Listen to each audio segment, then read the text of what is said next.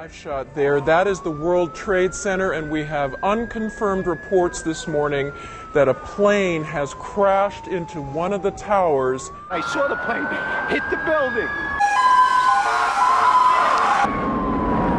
Oh my God. We gotta go.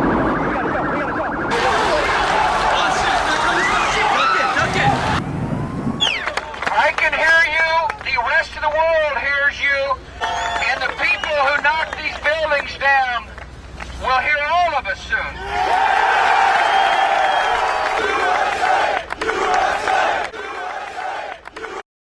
20 years ago, we all found in different ways, in different places, but all at the same moment that our lives would be changed forever. the world was loud with carnage and sirens, and then quiet with missing voices that would never be heard again. These lives remain precious to our country and infinitely precious to many of you.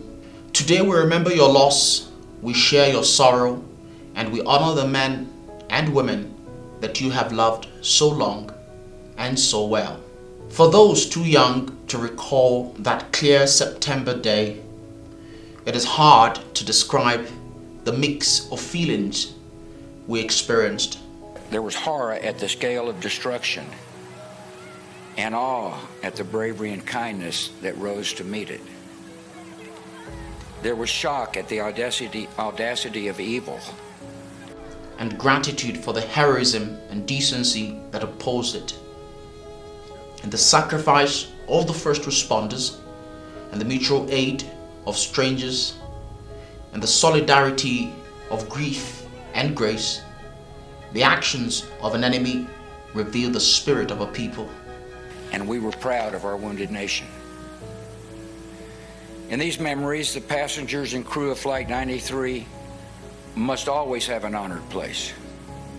Here the intended targets became the instruments of rescue, and many who are now alive owe a vast unconscious debt to the defiance displayed in the skies above this field.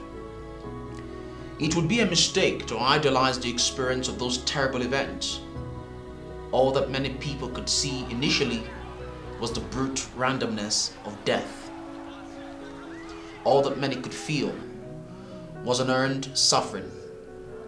All that many could hear was God's terrible silence. There are many who still struggle with a lonely pain that cuts deep within.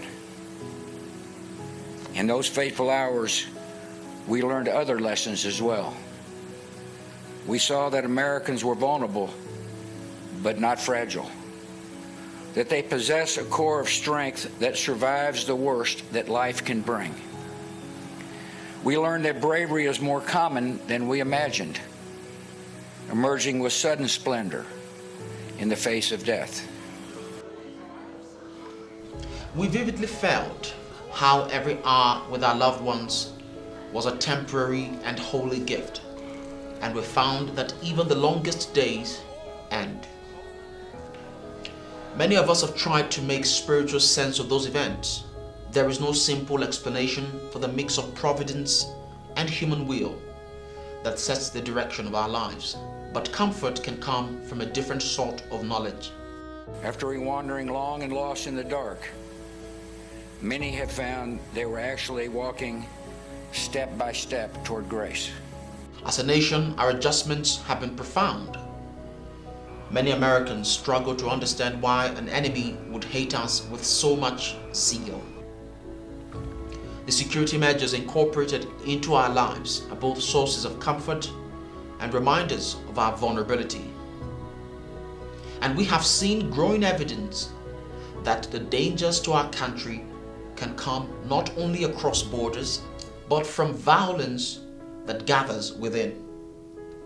There is little cultural overlap between violent extremists abroad and violent extremists at home, both in their disdain for pluralism, in their disregard of human life, in their determination to defile national symbols. They are children of the same foul spirit, and it is our continuing duty to confront them. After 9/11, millions of brave Americans stepped forward and volunteered to serve in the armed forces. The military measures taken over the last 20 years to pursue dangers at their source have led to debate. But one thing is certain. We owe an assurance to all who have fought our nation's most recent battles. Let me speak directly to veterans and people in uniform. The cause you pursued at the call of duty is the noblest America has to offer. You have shielded your fellow citizens from danger, have defended the beliefs of your country, and advanced the rights of the downtrodden. You have been the face of hope and mercy in dark places. You have been a force for good in the world. Nothing that has followed, nothing can tarnish your honor or diminish your accomplishments. To you and to the honored dead, our country is forever grateful. In the weeks and months following the 9/11 attacks, I was proud to lead an amazing, resilient, united people. When it comes to the unity of America, those days seem distant from our own. Malign forces seems to work in our common life that turns every disagreement into an argument and every argument into a clash of cultures. So much of our politics has become a naked appeal to anger, fear, and resentment. That leaves us worried about our nation and our future together. I come without explanations or solutions. I can only tell you what I've seen. On America's day of trial and grief, I saw millions of people instinctively grab for a neighbor's hand and rally to the cause of one another. That is the America I know.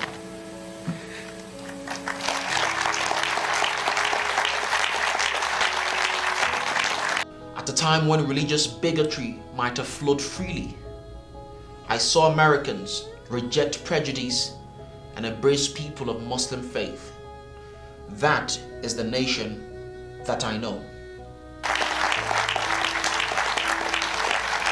At a time when nativism could have stirred hatred and violence against people perceived as outsiders, I saw Americans reaffirm their welcome to immigrants and refugees. That is the nation I know.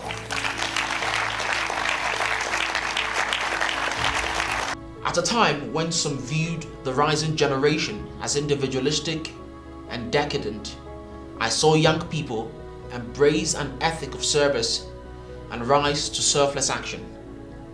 That is the nation that I know. This is not mere nostalgia. It is the truest version of ourselves. It is what we have been and what we can be again. 20 years ago, terrorists chose a random group of Americans on a routine flight to be collateral damage in a spectacular act of terror.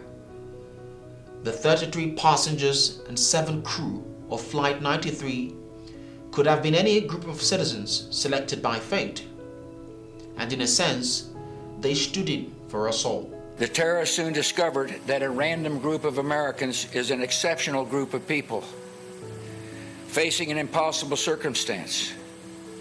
They comforted their loved ones by phone, braced each other for action, and defeated the designs of evil. These Americans were brave, strong, and united in ways that shocked the terrorists, but should not surprise any of us. This is the nation we know. And whenever we need hope and inspiration, we can look to the skies and remember. God bless.